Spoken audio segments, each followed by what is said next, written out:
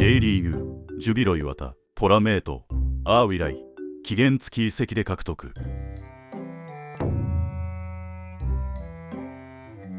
タイ代表だし実力もありそうな選手。キャプテン翼、野見崎太郎のコメント面白い。タイは提携国だし外国籍枠を使わない。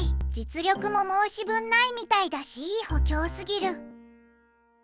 日本でのプレーが夢っていうのがいいね。最近ではタイから来た J リーガーも多いイメージ。札幌のスパチョークももちろん知り合いかな。次回の対戦の時も楽しみだな。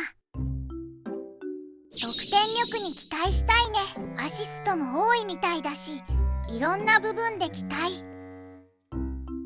ようこそ磐田へ。三崎太郎くんが所属してたのは懐かしい。